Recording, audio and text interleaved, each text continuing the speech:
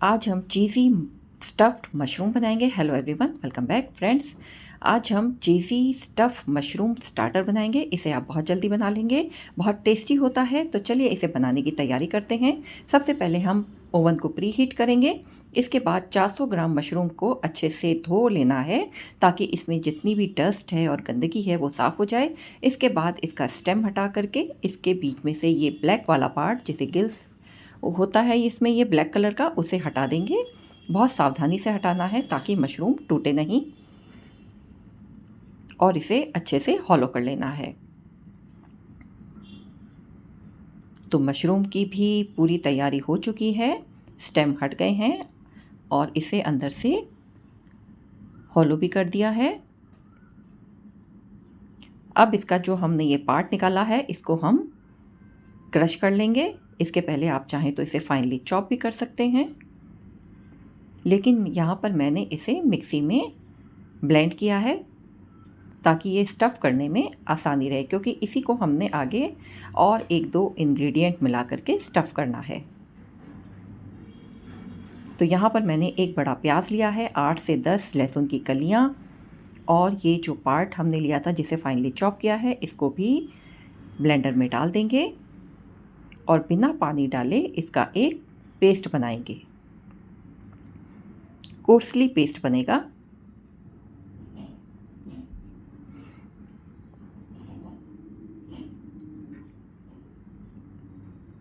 और जब ये अच्छे से पिस जाए तब इसको हम थोड़ा सौते भी करेंगे। अब एक पैन में एक बड़ा चम्मच तेल गरम करें और उसमें ये जो हमने पीसा है इसे भून लेना है, और इसे तब तक भूनना है जब तक ये अच्छे से भून नहीं जाता और सूख नहीं जाता।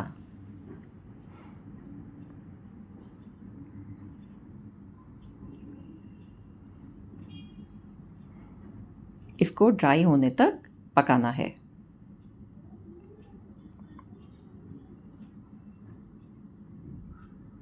आप चाहें तो इसमें थोड़ी और वेजीज भी डाल सकते हैं। यहाँ पर मैंने बंद गोभी डाली है, इसे भी ब्लेंड कर लिया है, और 2 बड़े चम्मच ये चॉप्ड कैबेज को इसमें डाल दिया है और इसे भी अच्छे से भून लेना है। जब ये अच्छे से भून जाए तब इसमें कुछ मसाले डालेंगे। यहाँ पर मैंने रेड चिली फ्लेक्स डाला है 1 बड़ा चम्मच, और इसी तरह से पिज़्ज़ा सीजनिंग को भी डाला है। आप अपनी पसंद के मसाले डाल सकते हैं, नमक स्वाद के अनुसार।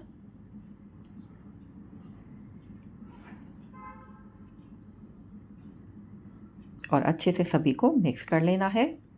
तो स्टफिंग हमारी तैयार हो चुकी है। फ्लेम को ऑफ कर देंगे और इसे ठंडा होने देंगे।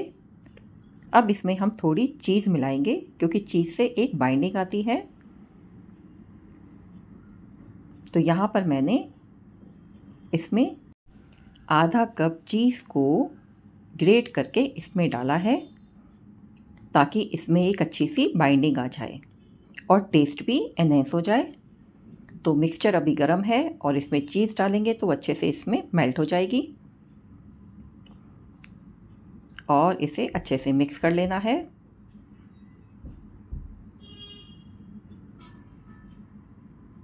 तो यहाँ पर मैंने चीज़ क्यूब्स का इस्तेमाल किया है। अच्छे से चला लें। तो स्टफिंग तैयार हो चुकी है, इसे थोड़ा ठंडा होने देंगे।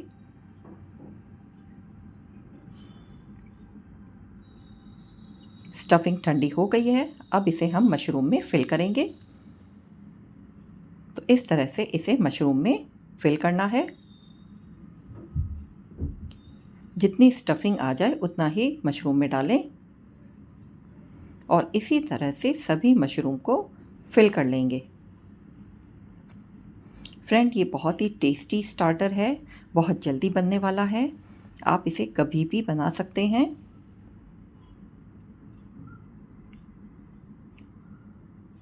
और देखने में भी अच्छा लगता है, खाने में तो लाजवाब होता ही है।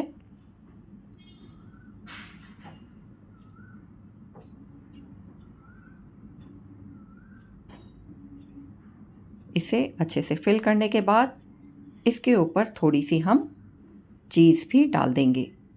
इससे इसका टेस्ट भी बढ़ेगा और ये बहुत ही टेम्पटिंग भी लगेगा, देखने में भी बहुत अच्छा लगेगा।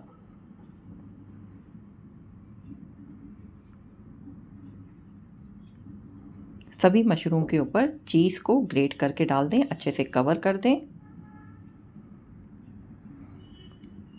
तो देखा फ्रेंड्स, मिनटों में ही आप बहुत ही टेस्टी स्नैक्स तैयार कर लेंगे। ये हमारी लास्ट प्रोसेसिंग है। अब इसके बाद हमने इसे बेक करना है। तो ओवन भी प्री हीट हो चुका है। अब हमने प्लेट को सिर्फ ओवन में रखना है, थोड़ी देर तक इसे पकाना है और उसके बाद ये स्नैक्स बन करके तैयार हो जाएगा।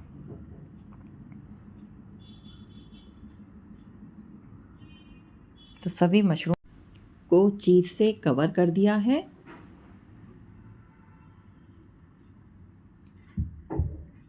और जब ये चीज़ मेल्ट होगी तो इसका टेस्ट और भी एनहेंस हो जाएगा। आप एक बार इस तरह से ज़रूर बना करके देखें।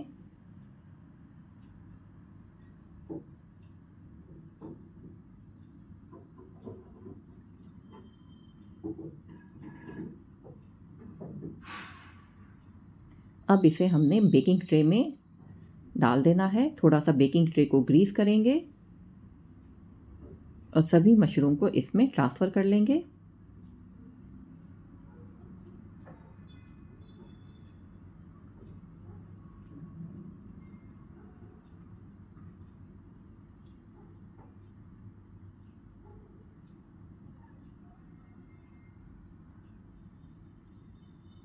थोड़ी थोड़ी दूरी पर रख दें ताकि जब चीज़ मेल्ट हो तो उसे स्पेस मिले। आप इसे फ्राई पैन में 4 से 5 मिनट के लिए भी हाई फ्लेम पर पका सकते हैं ताकि मशरूम से जो पानी निकले वो ड्राई हो जाए। अब हम इसे प्री हीट ओवन में 15 से 20 मिनट के लिए पकाएंगे।